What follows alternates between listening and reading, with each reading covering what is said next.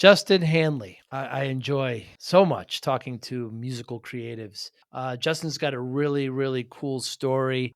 His band Silvermouse is, they call it psychoactive music. I think that's the genre, but it's no lyrics. It's very improvisational, but he's very much into the sound. He works at the Moxie Institute, and he understands sound at that level, at that, excuse me, the Monroe Institute.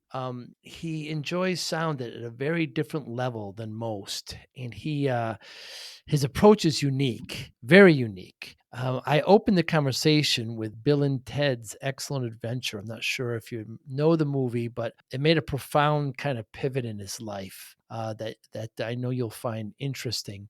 But his view on how he creates, and I see him as part scientist and part musician and creative music, but he sees himself completely as art. It's very interesting, how the perspectives and his view on discipline, which I love asking artists and music creatives, is always reflective and interesting. Really enjoyed my conversation with Justin. Thanks for listening. Hi, I'm Joey Pinz, and here's my 45-second introduction. After starting my business in the 90s, I started developing poor habits of eating in my diet because I was working way too much. Before you know it, I found myself 340 pounds. The doctor told me if I don't lose the weight, I'm not going to see my daughter graduate. Took the next 7 months, lost 130 pounds. People think there's some secret. Ask me, how'd you lose that weight? Like there's some secret. There is no secret. How'd I lose the weight? Just one word: discipline. I've had other successes in life, and I attribute them all to discipline. Now, I'm not the king of discipline, but I believe that it can help all of us. Friends, colleagues convinced me to start a podcast. The podcast mission: how do we better ourselves and society? I talk to interesting people in health, fitness, sport, wellness, business, technology, science, art, and culture. And I eventually ask them how discipline plays a role in their life. Podcast vision: growth through learning from others. Today, Justin Handley. I'm really excited. I want to talk about what's in your background, but first of all, what did Bill and Ted's Excellent Adventure teach you? What you so you looked up that talk, huh? I mean, I I my dad actually said that Bill and Ted's Excellent Adventure was like the downfall of humanity. At that point in Wow. time, he sort of saw that movie as like a defining point in the failure of modern culture. Um, Wow. It's a big burden on that yeah, film. but for me, I feel like the whole concept of the music through peace, when they travel to the future and they save the world with their music. That was always a very inspiring thing. I don't remember what it is, but several times in my life I've tried to Google and find out what song was actually being played there because, you know, it was an interesting thing, and I think that that for me, I mean, with a lot of other things, my a lot of my youth was pretty profoundly impacted by music in different ways, and so that's always been something that's on my mind. I think music for what it can do for people, for community, for you know, as opposed to music for something else, how it Mm. sounds, or you know, something to that effect. But it's amazing how the music itself you took, the message of how music was saving everybody. That's the message you took from that film, because it's a very kind of, whimsical. Is it a comedy? I don't know if what genre we'd put it in, but it's a fun film, and there's lots of laughs and Socrates, and we have these actors, major actors who were young at the time. But it's amazing that you took the message of music saving humanity from it. Yeah, I mean, I think that uh, it's in my world. I think love is the answer, and Yeah. the thing that probably opened my heart most in my life were experiences I had at concerts. Music was a thing that for me opened that part of me, and so it it's it makes sense to me. Yeah, it definitely speaks to you. It's amazing. And in that talk, you say that You started delving into music, you started experimenting a little bit with some hallucinogens, you liked the place where it took you, the peace, the love, the warmth. You were at a counselor at school where they made you not only encourage you to kind of meditate, and it was really a great place for you to go, correct? Yeah, I was pretty lucky in that aspect. I was a pretty troubled high school kid. I mean, I got kicked out of high school. I got in trouble more times than I care to remember. Hmm.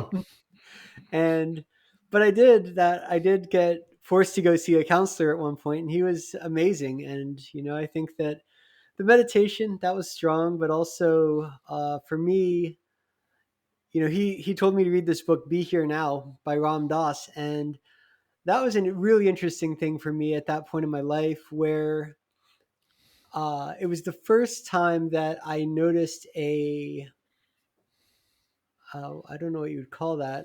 Maybe psychoactive is the right word, an impact on my state of being Mm. from something that wasn't like, a chemical, or the normal things the normal suspects. Sure. You drink alcohol or you smoke a cigarette. Even it's got subtle effects on your body, your brain. And I read this book, and I actually felt like it changed me for days. Actually, Wow. just in terms of how I felt and how I was perceiving my reality. And I think that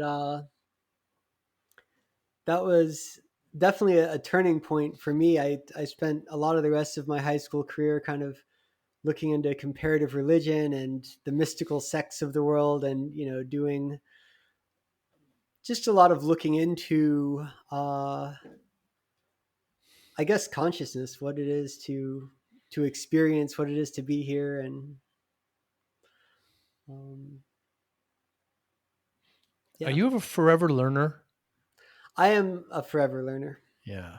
That's what I Although, to get be from it. honest, I don't know that I've actually read or delved much into the world of spirituality or religion in years. Mm. I some 5 or 7 years ago, I decided to become a programmer, and that is one painful, forever learning hobby, man. Yeah. Like the world of code moves so rapidly, Yeah. and that just to even stay slightly behind, you have to be constantly learning. And I Mm. feel like my brain has a little bit fallen into that as my well, partial hobby, partial profession. But it's like constantly doing Sudoku all the time. Hmm. Hmm.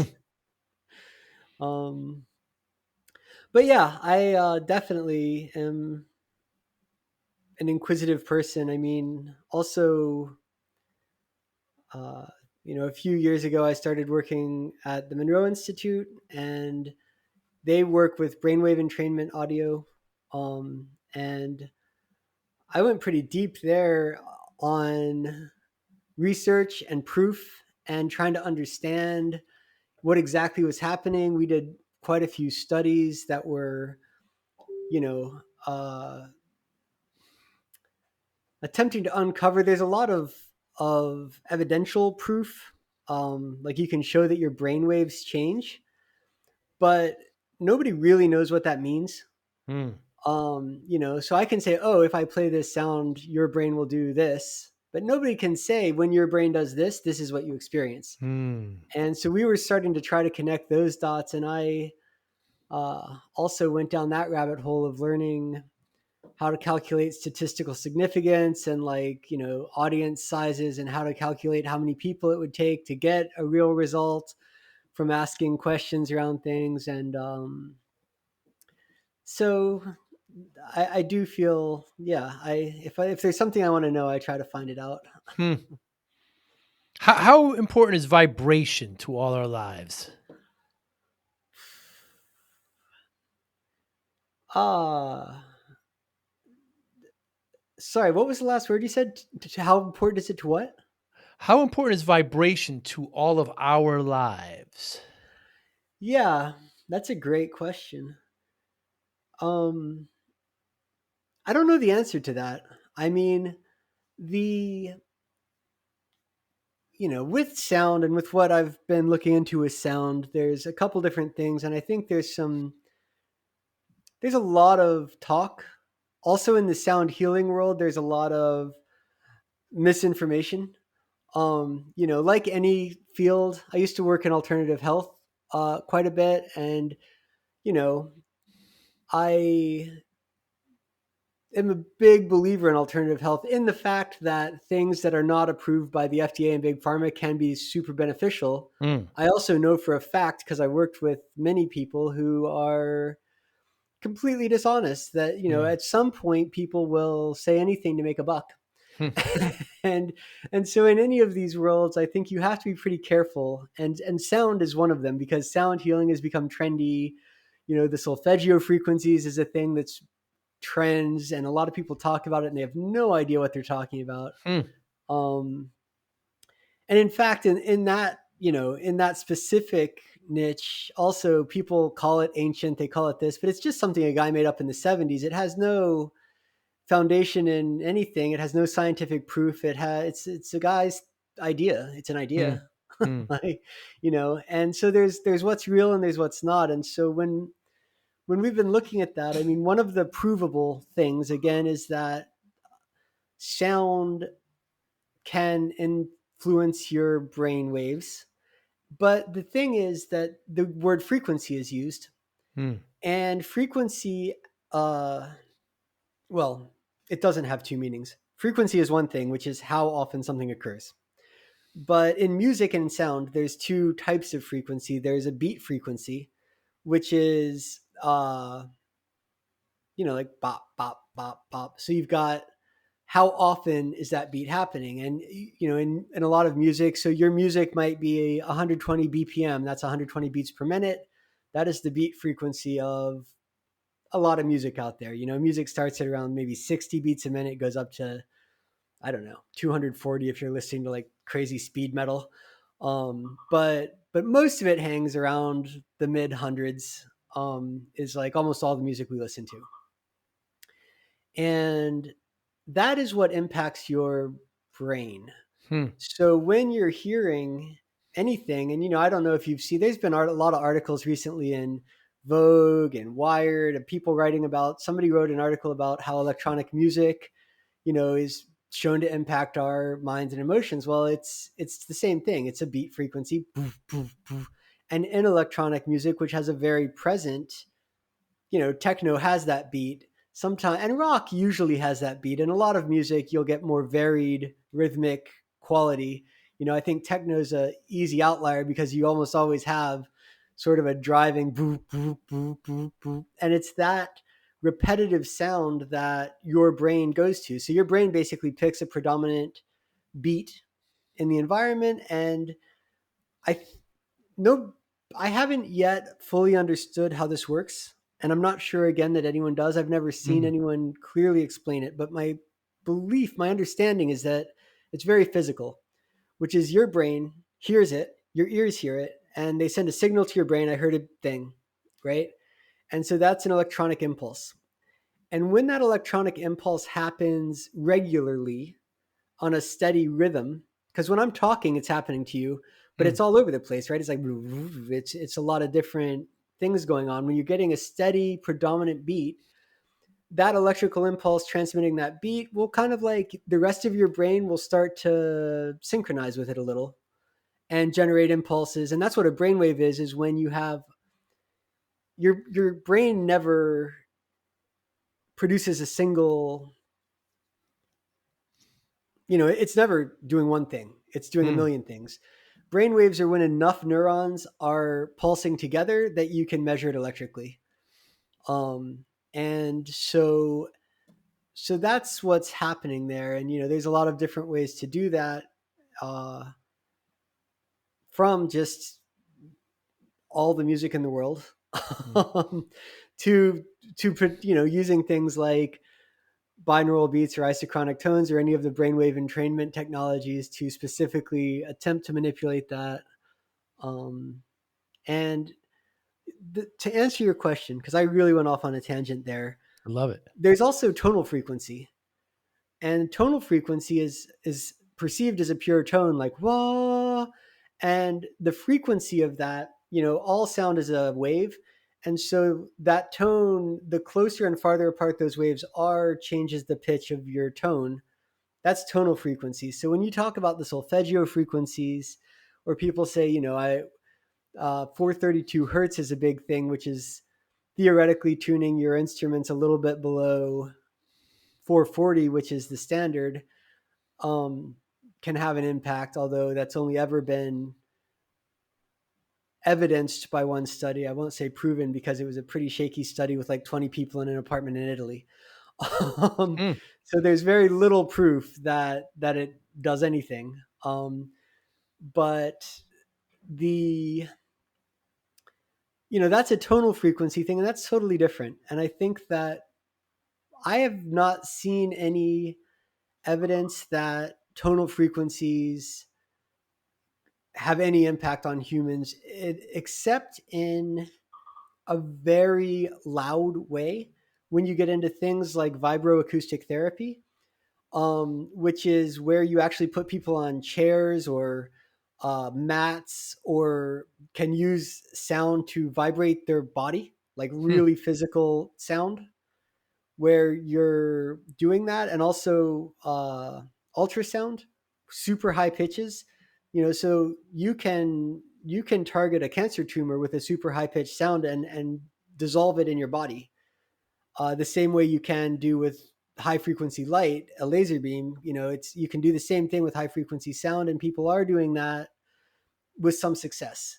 So that's like sound healing in a very manifest and provable way. And vibroacoustic therapy is a little on the edge. Like nobody really knows what that does. You have to believe it does something because you can see that sound, what do you call that thing where sound makes pretty shapes? You can use sand or water, and when you play sound at it, it'll often, Oh yeah, I don't know if you've seen, there's a video of a guy that plays a violin bow on the side of a table, and the sand on the table sort of arranges itself. that's wonderful. The Yeah. So that has a name that I can't think of right now, but sound very clearly does impact matter. And since we're mostly water, you can assume that when sound, and not headphones sound, but like real sound that's hitting your body, it hits you, it's doing something. But I think, again, this is a world where uh, there's no proof, evidence. I don't even know if there's a question of what Mm. does it do that anyone's ever really looked into. So I think that there's a lot of things you can assume. And well, talking a lot about science, I don't want to close off the world of magical potential, all of the things that science hasn't looked at or proven. Just because science hasn't looked at it doesn't mean it's not real. And I think that walking that is a very fine line, though. I think you have to be careful when you talk how you represent ideas, so that you're clearly saying, this could be possible versus this is actual reality. It's two different conversations.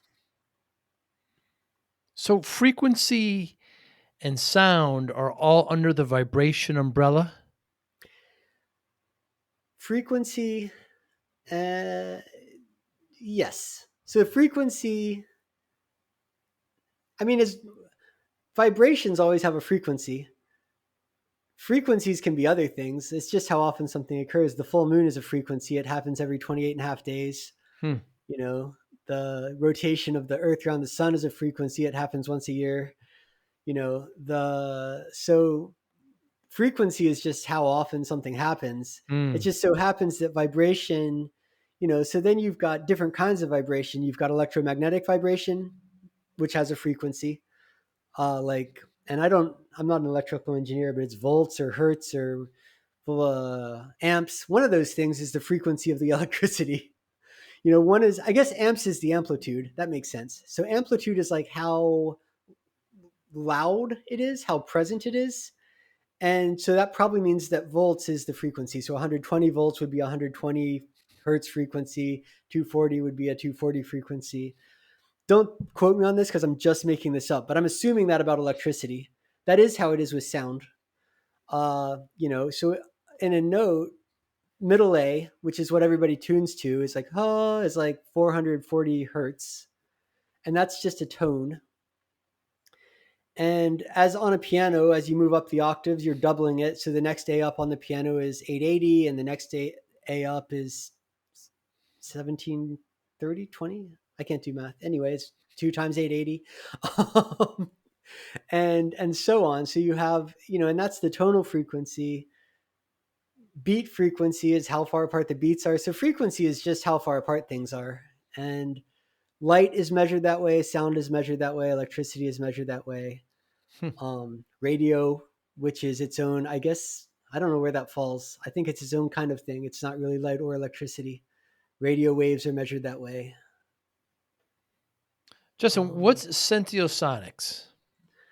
so that's a word I made up. But basically, in trying to study all of this, Sentiosonics was the name that I came up with to talk about how sound impacts consciousness, and to try.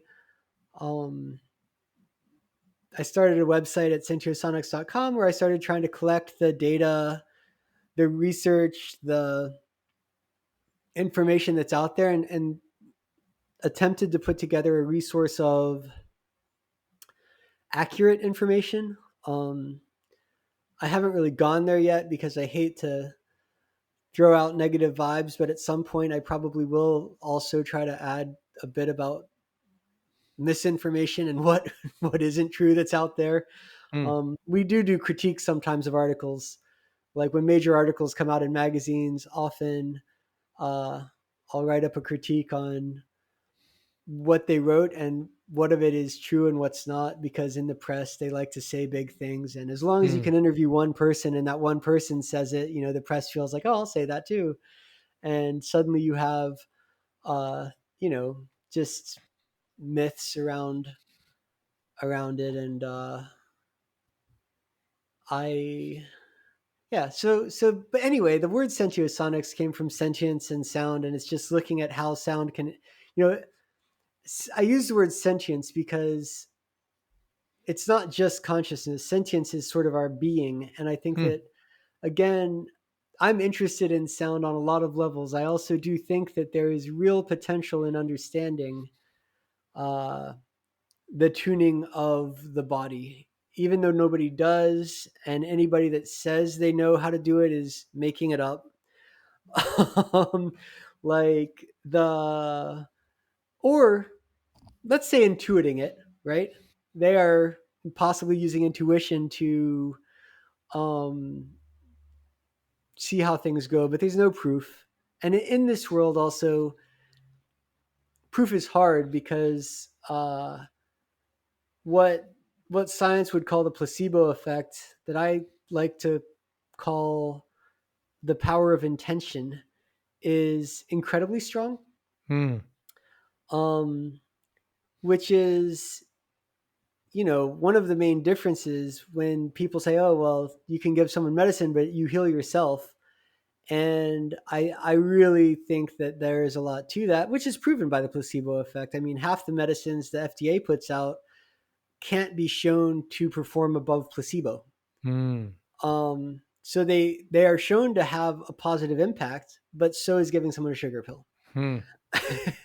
And that's because the power of the mind is strong. And when you believe Yes. something, and so I think a lot of things, especially in the healing space or in the space of relaxation, like so like the idea of a sound bath, right? You have these instruments, you're playing sounds. Some of them, like the singing bowls, they do create a resonant beat. So there is a brainwave entrainment effect, which is proven to be calming on the brain. There is proven work going on in these things, but also, um, there's people who really believe that, like, their body is healing. Well, why do they believe that? Because somebody said, "Oh, you should go to a sound bath. It's super healing," right? And suddenly, I think one of the hardest things as a human is to take responsibility for your power, especially the Mm, power to create things with your mind, which sounds like science fiction, or maybe fantasy is a better word. But suddenly, when somebody tells you, oh, this thing will do it for you.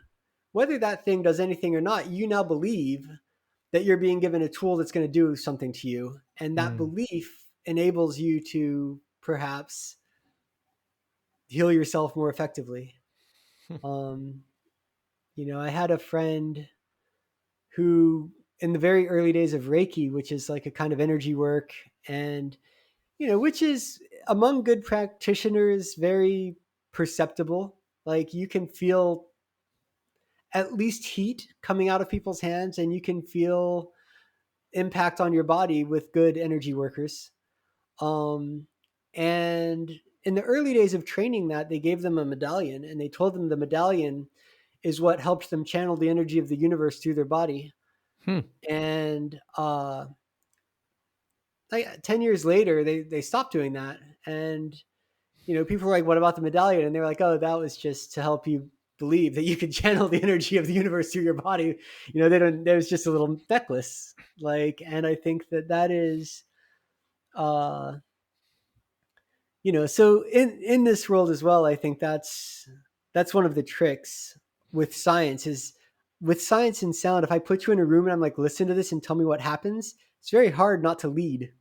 You know, you can't say to someone, do you feel more relaxed? Because the second you say it, in their mind, they have to create whether or not they feel more relaxed, and so Mm. like actually getting usable feedback that's not lead, which is a big thing in science, because when you tell people what's going to happen, it's more likely to happen. Mm. And it's a hard one to do, but um, So it brings us just into Silvermouse. I've been listening. I enjoy it. I'm able to kind of relax and take deep breaths. It's a departure from anything I have listened to before, but a willing one. Tell me about your process there. so Silvermouse has been a band for way longer than we've been playing around with brainwave entrainment in an active way. Hmm. We've been playing for about 15 years now, and I think that the music at the root of it is the way the music is structured is part of it. And so I come from a background in, I guess, what you would call jam bands. Like when I was young, I was very into Fish, and Hmm. I actually reversed through Fish, got into the Grateful Dead, Wow. and managed to see them once or twice before Jerry died. But and what I loved about both of those bands was their improvisational nature. When I was in college, I studied uh, jazz under Yusef Lateef, who was a fantastic musician. He was one of the first jazz oboists, and he played with Charlie Parker, Miles Davis, like a lot of the greats. And he was an amazing teacher in the way that he thought about music, which was incredibly freeform. And I think that that's something that I uh, really took to heart. And I actually intentionally never took guitar lessons because I wanted to learn to play. Every once in a while, I do think, man, was that stupid? Hmm. Had I taken guitar lessons, would I have been a better guitar player a long time ago? But I sort of wanted to see what I could find in the instrument without somebody telling me what I was supposed to find. Um, and the so I think that the music is part of that, which is that we don't do lyrics. There's very little to guide you. It's all over the place. Every sometimes we veer into the land of like almost heavy metal. Sometimes we're the Yeah. most ambient of ambient music. You know, it's not. I feel pretty proud of this because I feel like we have bridged that gap of playing across a lot of genres, but we actually have over the years developed a sound, so you can tell that it's Silvermouse if you know us well. Um, and I think that that's a pretty powerful thing in music. But so the freeform nature of the music is a big part of it. We play to the audience. We play with the audience's energy. It's all made up in real time to a degree. We have our songs are something like what you might have in freeform jazz, where we might define a header and like an end bit. We might have a transition or two in the middle that are sort of like things we know how to do, but everything else around that is all improvisational. Hmm. And so and so that by nature, before we started calling ourselves psychoactive music, we were definitively in the psychedelic genre, right? Somewhere on the psychedelic rock spectrum, I guess, is where you would put us. and and so once a few years ago, when I started working with the Monroe Institute, um, we had a talk about that. And we were like, well, it'd be interesting to bring this into our music. And it's and we talked to them. We got permission to do that. And since then, almost every release we've done has Monroe Sound Science, which is a form of brainwave entrainment technology, kind of embedded in the sound signals. Hmm. And we walk a line with it because we aren't. Uh, I would say that I am more free with the band to play with the sound technology than I am at the Institute. The Institute is a place where people go for a specific experience. That's a meditation training tool. It's about, impacting your state of consciousness. So in the band, we play around with lots of stuff. One of the things we do is synchronize the frequencies to different natural frequencies.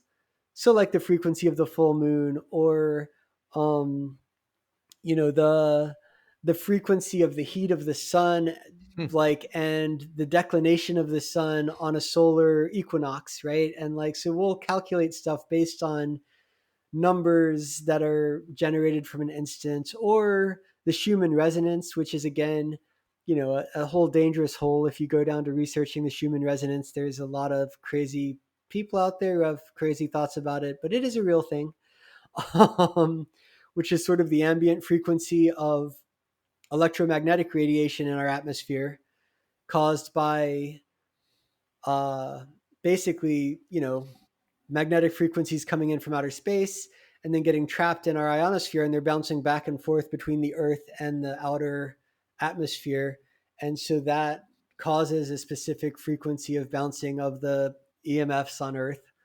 Um, and so we tuned all sorts of different things like that, which um, we can do because we're a band and it's art and it's not a healing modality. We did some experiments early on. We called them signal tests, where we did small groups and everybody signed waivers, and we Hmm. did entry and exit surveys just to make sure that it was safe. You do have the um, concerns about epilepsy and repetitive nature of sounds, because repetitive things do impact the brain.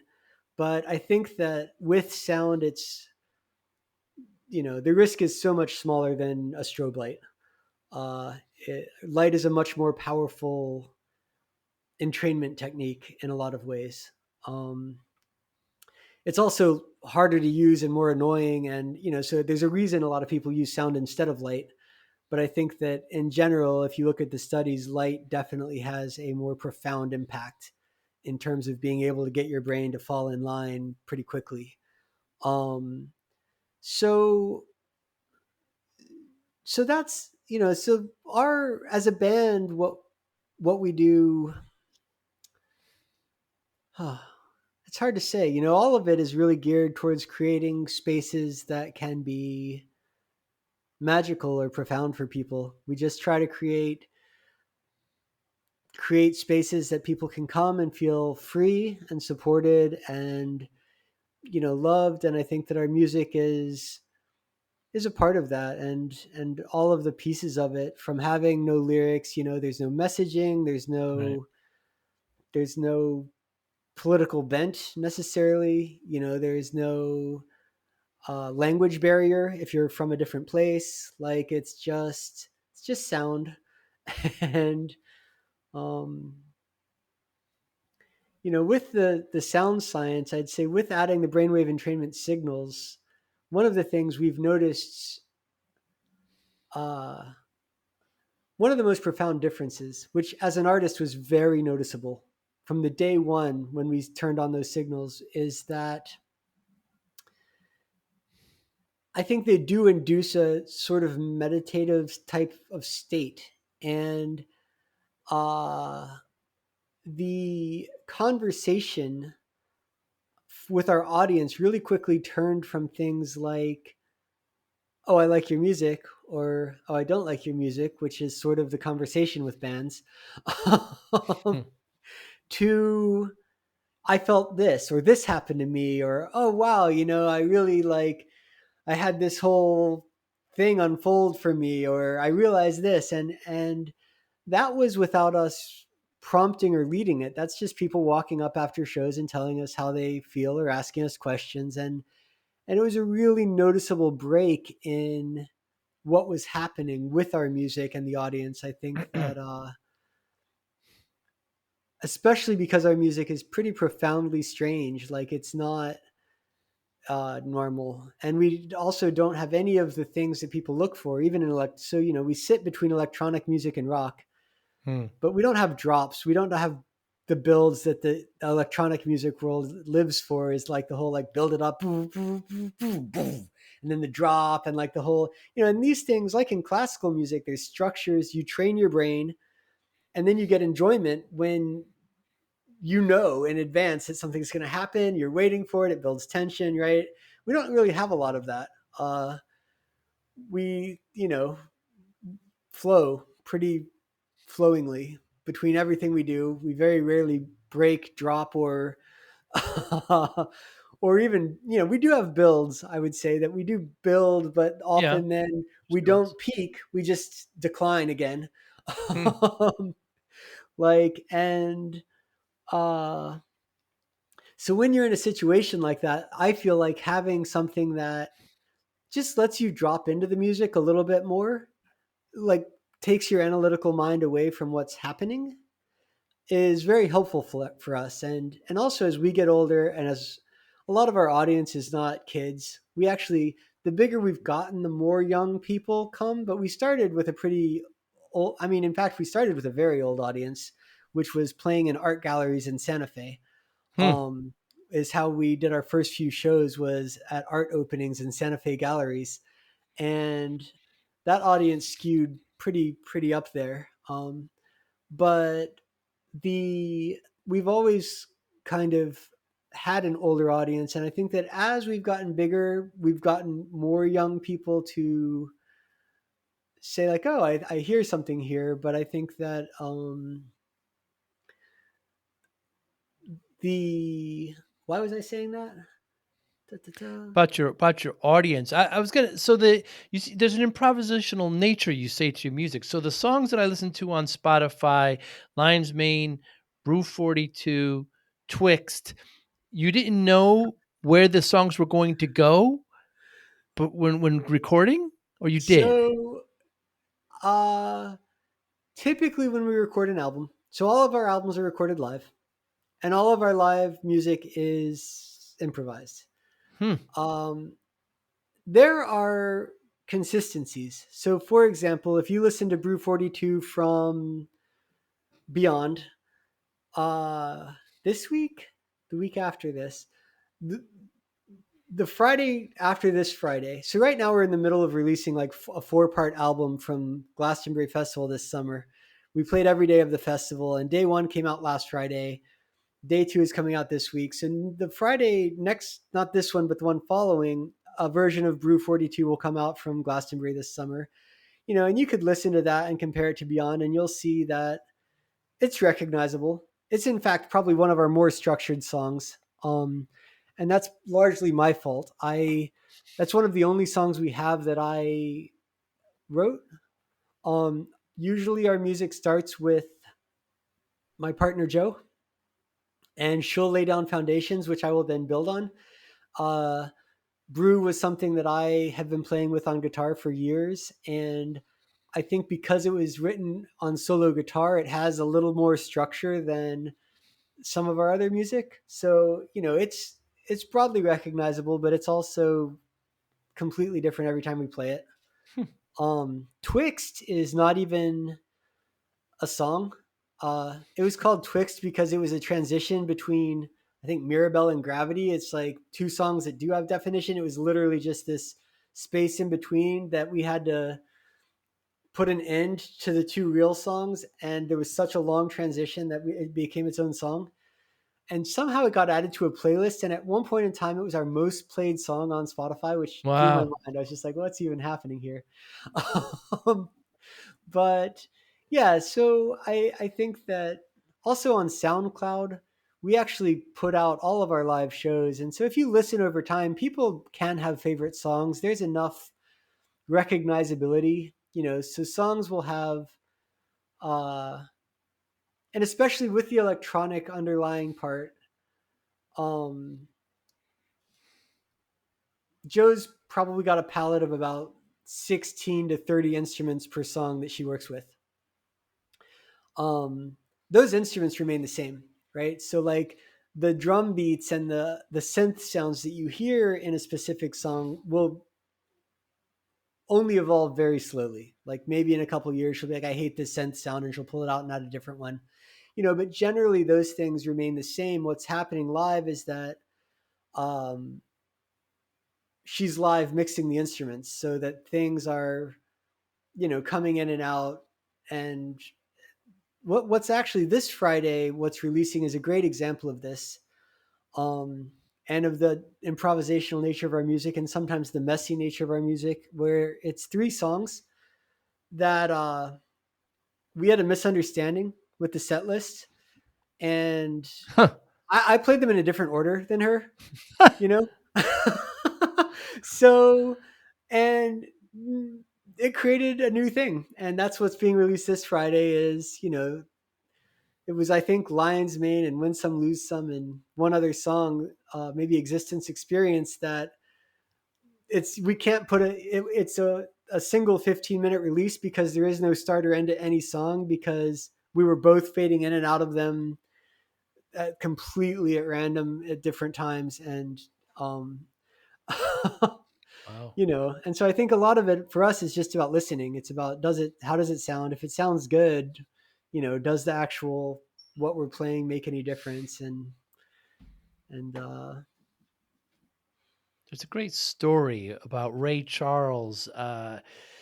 Who knows how true it is, but back then they had a certain time to do each set, whether it was 90 minutes or 2 hours, and he had extra time, and he just told the band to follow him, and he just completely made up his song "What I Say." So he had no structure to it, and one of his biggest songs ever turned out to be a filler, like you mentioned for Twixt. It's amazing how you musicians get this kind of inspiration. Justin, when you're creating or even performing, how much of it is science versus art? Because with you, you're at the institute. You talk about hertz and levels. And you code. So there's a decent amount of science in your life, but you're very much an artist. So I wonder yeah, what your it's all art. answer is.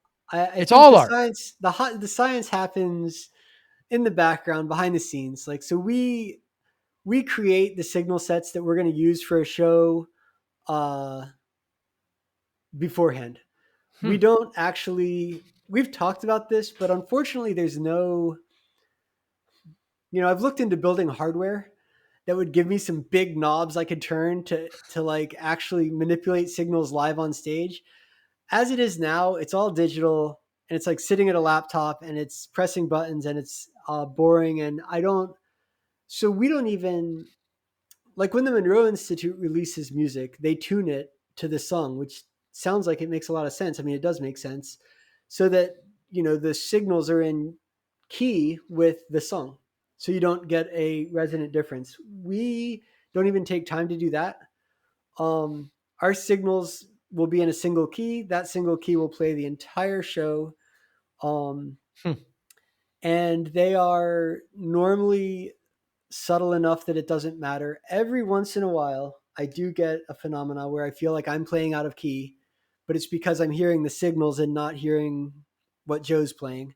Um, um, like, but I I can't. We don't have enough. It's only two of us on stage, and there's not enough capacity to actually be getting down on a laptop and changing things between every song. hmm. And there's not enough structure for us to say, okay, 8 minutes of this, 7 minutes of this. Like we'll never line up with that. And so for us, the signals are something that we think about creatively beforehand, we create beforehand, and then when we're actually playing, it's just something that we fade in at the beginning and fade out at the end. And it's like a low drone underneath the entire rest of the performance. And so we're not thinking scientifically at all Hmm. during the shows. I mean, um, Hmm. addition, in addition to which, we're also, because we play signals that are tuned to natural frequencies. When you pick brainwave entrainment signals, normally you pick them for a specific purpose. You have these bands of mental frequencies. So below 4 hertz is sleep, and 4 to 8 hertz is meditation, and 8 to 12 is like relaxation, and 12 up to about 30 is just where we operate all day, every day.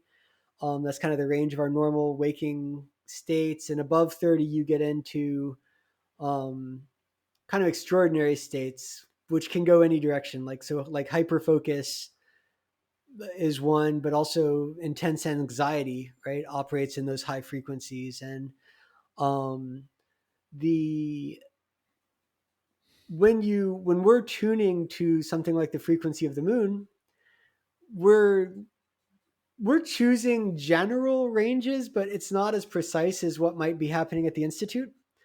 And so you find that different things evoke different feelings. Like the full moon frequencies actually have a little bit of a tension to them, I find, or like a buzzing energy, whereas the Schumann resonance, which is not that different, but ends up being a different set of frequencies, tends to feel a little more calming. And uh, and so I think that my scientific mind might be activated, but normally that's in retrospect when I'm looking at, like, what did we play? How did it feel? Hmm. What do we want to do next? It's a very loose kind of science. um, Hmm. Loose Science sounds like a great song, a title for a great song. Justin, has there been anything in the last month or so that you changed your mind on? huh.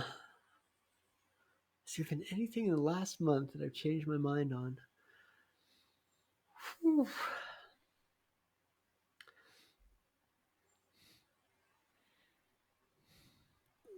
That's a really interesting question. Um, I, uh, I actually recently have taken a very full circle with nothing to do with the band. Maybe it actually impacts the band as well. I mean, we go back and forth on the band as a financial entity, Hmm. and what that means. What does success as a musician mean? And what are we trying to do? And this last summer was kind of a big push in the very traditional sense of playing festivals, organizing a lot of shows, playing big cities. Like, we played in London, we played in Washington, D.C., like, and and now that we're back home, I think that uh, one of the things, and this is a slow, I wouldn't say I've fully done a full flip in my mind of, like, oh, that doesn't matter. But I think that the leaning right now is much more towards experience than it is towards money. Hmm. So like last week we did a free show at the beach here. And it's not easy. I mean, we put a lot into the shows, even just the equipment and having to own the sound system and the entire setup, Mm, generate the electricity, like, pulling it together. It was kind of going to potentially rain. So setting up tarps overhead so that there was at least a limited space where people could be dry if it did rain, because it still is the end of rainy season here in Puerto Rico. And, the amount of energy and time that goes into that, sometimes I feel like, man, we should just stop doing this if we're not getting paid.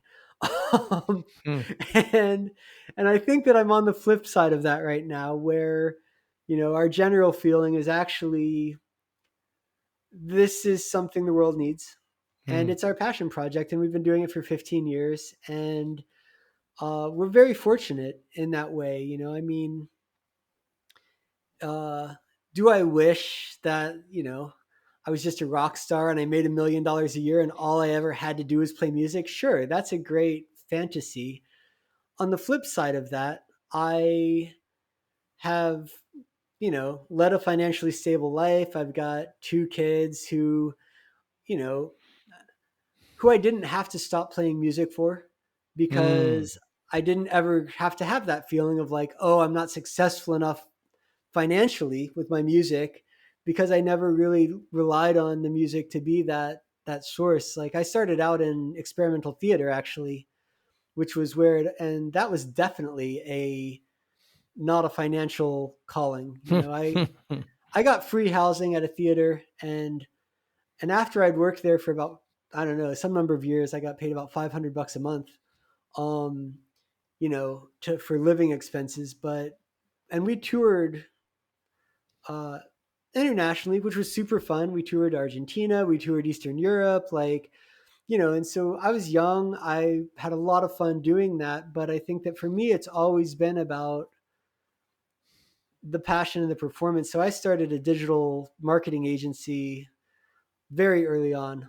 Uh, like, basically the first couple of tours with the theater, I just got so sick of, like, get a job, work there for a few months, have to quit because I'm going on mm. tour, come back, hope they'll rehire you, or if not, I have to go find a different job, work there for a few months, go on tour, have to quit, and so during an interim period of months between touring a show, I taught myself how to build websites, and I've made all of my money since then running my own online businesses, and right up until the Monroe Institute, which now I actually I work there. Um, You're gainfully employed there, yeah. So, yeah. Justin, I'm in the tech industry as well. I started as a coder. I'm a little bit older than you. I started with Basic, and I was working way too hard. I finished college, and I started the business in my father's garage, and I put my health way behind. And before you know it, I'm at the doctor's office at 340 pounds. And the doctor says to me, if you don't lose the weight, you're not going to see your daughter graduate. She was just born. So I'm driving home angry. It's my own pie hole. I'm the one who did this. It's not just me anymore, right? It's not just me. It's now I am responsible for this family of this beautiful girl that I've somehow brought into the world. And so I spent the next 6, 7 months, lost 130 pounds, and I kept it off. So that you can't look at it as a finishing line, right? You got to make lifelong changes in that area, in nutrition and health and wellness. And people ask me, what's your secret? And there's no secret, Justin. How did I lose the weight and keep it off? It's discipline, right? Established a routine, some willpower. I wonder, given your extraordinary background and your more focus on art than science, how does discipline play a role in your life, Justin Handley? I mean, that's a good one. I think that there's the work life balance is a tricky one for me, and I don't always Mm, win. Um, my wife will tell you any day of the week that I'm a workaholic. mm, Uh, Largely because in my world it's never done. And a right. lot of that, I think, is the music, where it's like, if I am done with what I have to do to feed everybody, I'm often thinking about how can we grow as a band. and and so, in the same way that you're saying discipline is never done, in my world, I'm a creative. one way or the other, whether you're looking at it as musically or actually just in the fact that I entrepreneurially, I struggle to not be doing something Hmm. innovative. um, trying to make something new. And so I think for me, one big part of discipline is putting things down, carving out Mm. the time, saying, okay, we're done. I actually have become a very traditionalist 9 to 5er in a lot of ways, Wow. where I defend my 9 to 5 for work, and I try to not take that outside of 9 to 5. And on weekends, I try to make sure that I'm not focused on that. I mean, we also have a farm, which is its whole other level of work. Wow. So there's not tons of time to just hang out and sit around, but the I think that's one place that discipline comes in. Another that I struggle with is musically. I would say that I'm lucky that I've been playing music forever. I started violin when I was 3 years old, uh, and we play enough and we perform enough. But my practice discipline is like pretty bad, Hmm. and as a group, our practice discipline is terrible. And so that's something that we have to really enforce, because if you leave it to nature, like we will literally never practice. Wow. So it's like we have to try to say, okay, we're going to do 2 days a week and we're going to do it at this time, and you just show up and you do it. Because if we're like, oh yeah, let's just see how it goes and we'll pick a time, that time will never get picked. Like it'll be like I'm tired, or oh, I've got too much to do, or whatever. The horses broke their gate down and that's more important, I need to fix that. So it's like kind of getting that discipline with time is a big one, Hmm. for me, and making sure. uh, I had a taekwondo teacher once. When I was in the theater, we one of the things that we did was taekwondo as a group. And uh, the the taekwondo master was also an artist. And you know he said about discipline, he said that once, he said, I used to think that art was a muse, and you had to wait for the muse to strike and then you would Hmm. paint. And he's like, but that's a really privileged view. He's like, now I've got kids and I've got a wife and I've got to make money and I've got a job. And he's like, so when I have time, I create, and that's it. Like, I Hmm. if there's time, you create, and you don't think, is it good or is it bad, or am I feeling it? And I think that's another thing with music is, if you wait for it to feel good, uh, it might not. Sometimes practicing is hard. Sometimes it Hmm. sucks. Sometimes you just feel like, oh my God, this is terrible. I'm terrible. Why am I even doing this? And usually, in my experience, though, and in both theater and music, and this is something that I think in theater is quite well known, is like the rehearsal before the show is often abysmal. Um, but sometimes it's that fear and self-loathing about how terrible you are that actually drives you to then in live performance be great, because you're Hmm. actually pushing yourself harder than you would if you just felt like, oh yeah, I'm really good. So yeah, I guess that's how I see. Hmm. I think Wonderful also, this perspective. is pretty personal and deeper, but I'm a big proponent of willpower. Uh, Hmm. Willpower. and I by nature, I think, am pretty much an alcoholic. Hmm. And never one day in my life, though, did I go to any sort of reform clinic. My wife just said to me one day, like, you got to stop drinking. And I was like, okay. And I haven't had a drink since. Wow. And so I Wow. think that for me, also, that is part of my discipline, is even if it's uncomfortable, just realizing that we do have choice. It's our Hmm. choice. What we do is our Hmm. choice. And anything else that we blame on what we do is just make believe, and so that the sometimes you've got to make the choices and just kind of roll with that, no matter what it feels like. Hmm. So It's That is willpower, all right, Justin. Yeah, that's something. Cold turkey. What motivates you, Justin? what motivates me. Uh, oh, it's changed over time. I mean, right now I feeling kind of old, to be honest. I'm not that Hmm. old, but I'm feeling like, man, I'm not as young as I once was. My energy is not what it once was. And things like working yourself to death are not as easy as they once were. Hmm. Not to mention things like even setting up for a show and being the road crew and the performer, like, like Right. that's a lot of energy. And so I'm like, whoo. Uh, um, and so I think one of the things, but having said that, I think one of the things that motivates me right now is actually the future of my kids and uh, I guess what I would consider legacy building, Hmm. which in my case isn't huge, but like things like trying to get completely out of debt, trying to own our house, trying to like lock down some of the stuff that, people who are more together and have actually had normal jobs for their entire lives might have done a decade ago.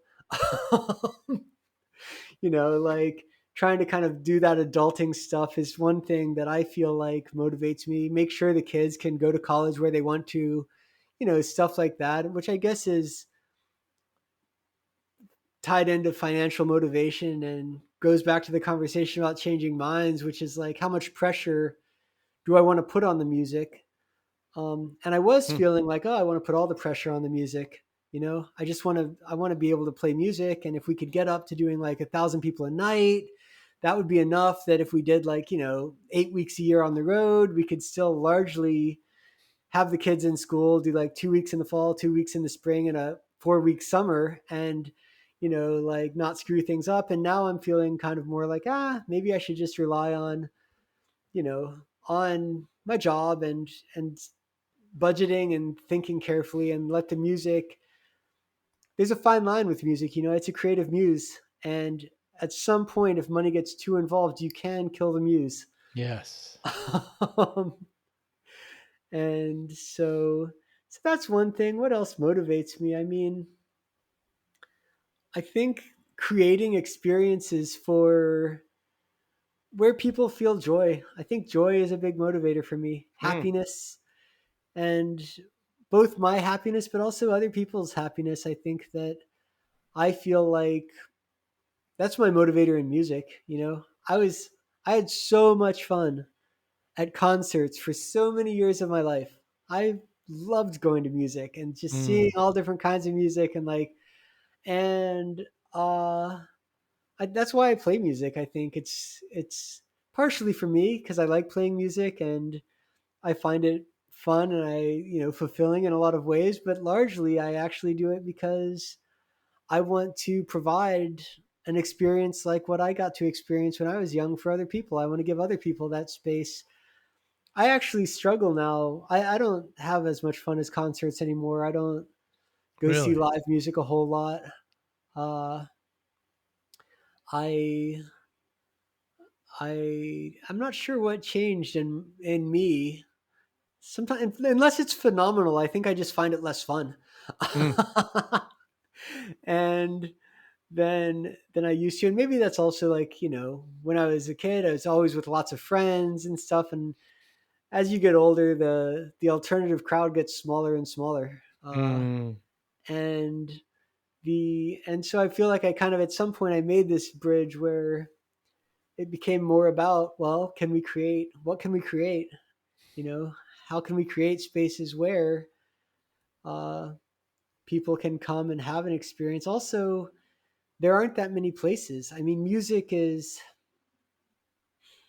so corporatized, Yeah.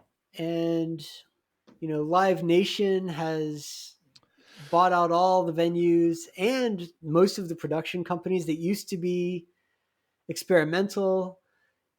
Jam as a scene became a moneymaker, Hmm. and uh, and so the backing behind the whole scene now is like more corporate. And if you follow conversations, you see conversations on some of the big festivals and some of the big bands where people are like, man, it's just not the same because it's not the same when you are uh, engaging in a community versus when you are being served a packaged entertainment platform, you know, and and I think that community is struggling since COVID.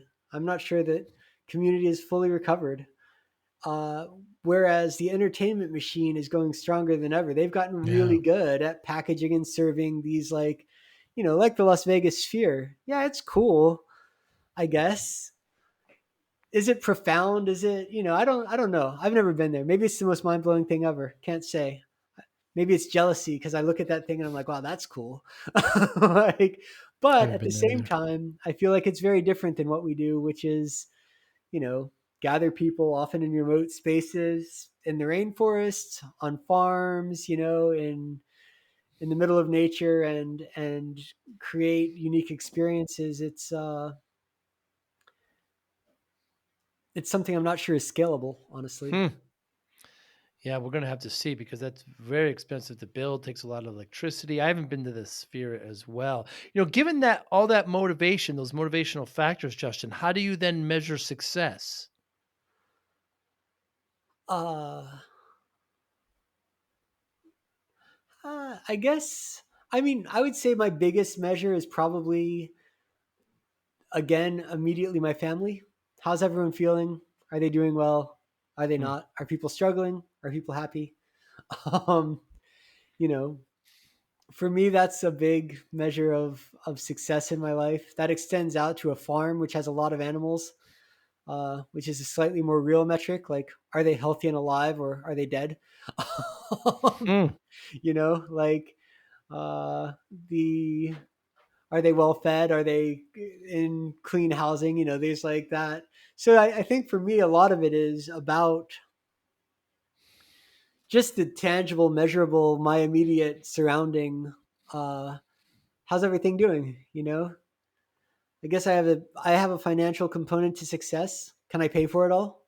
Right? Hmm. Am I struggling with money or is money fine? And and that's always one that's a success measure. And with music,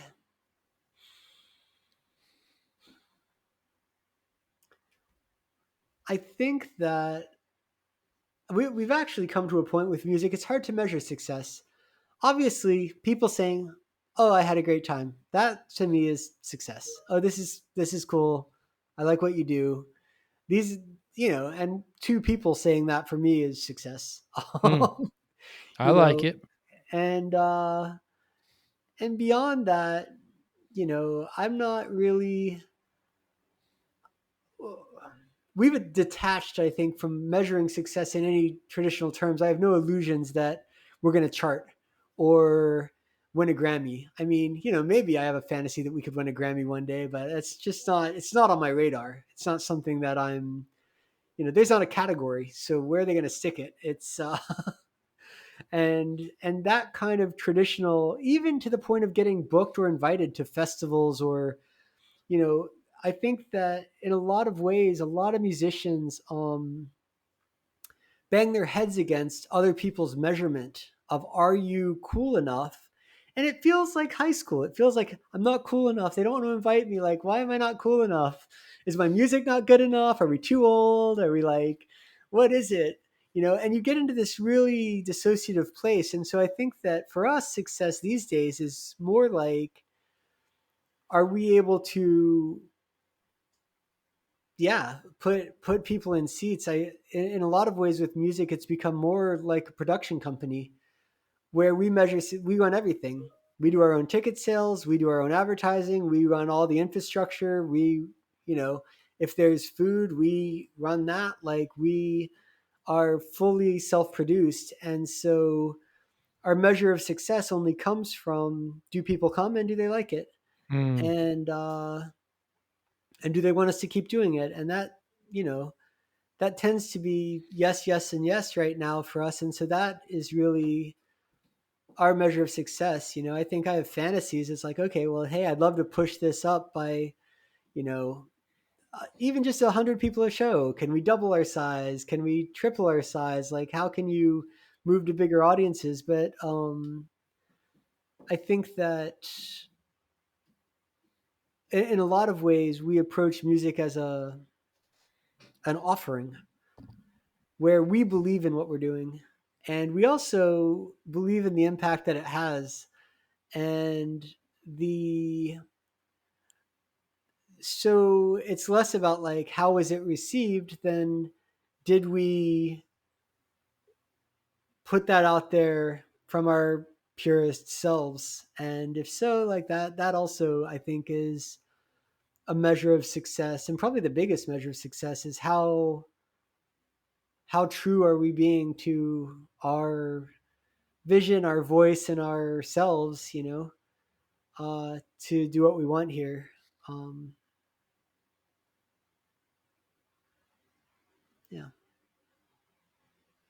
Well, I enjoy your music. We first set this up, Justin, I've been listening, and there's a certain place and time for it. And when I do listen to it, I enjoy it. I love its nature. I love where it puts me. I wish you to continue and continued success. Thanks so much for your time today, Justin. And really, really appreciate talking to great creatives, profound creatives like yourself. Anybody listening, how can they get in touch with you?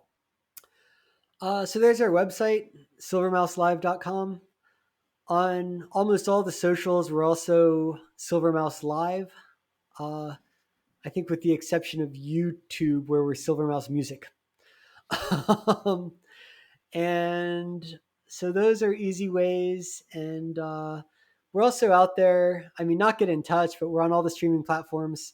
So if people want to listen, we're on Apple and Spotify, or if you want it for free, it's on SoundCloud. And uh, yeah, and also I guess through our website, there's a contact form, and we encourage everyone to reach out. I think that we largely, as self-producing people, are only one step above house party. If you have a vision and you want to hear our music and you want to bring us, if you can help us locate a field and a set of speakers, because that's the one thing we don't fly with. We have our setup completely portable except for the actual sound system. Ah, So if you've got a PA system in a place and want us to come, we're happy to talk. And we're just all about trying to make things happen and get out there and share the music. So very cool, Justin. Silvermouselive.com. You're on Facebook, Twitter, X, Instagram, like you said, YouTube. Really keep up the great work. Next time I'm in Puerto Rico, perhaps we get together and have a cup of tea. yeah, you definitely let me know. Thank you so much, Justin. Enjoy the rest of your day. Yeah, you too. Thank you for listening and or viewing Joey Pinz Discipline Conversations. Please share this episode with one or two of your friends who you think may benefit from the episode. Our website, www.joeypins.com. There you'll find lots of resources and you could join our mailing list. Please follow us on all our social media, Instagram, Twitter, and Facebook. Podcast information, the video version of our podcast is on YouTube. Please subscribe. Audio is on all major podcasting platforms. Please follow them. And if you like it, please consider giving 5-star rating. Would really appreciate that. Thank you again for listening or watching Joey Pin's Discipline Conversations.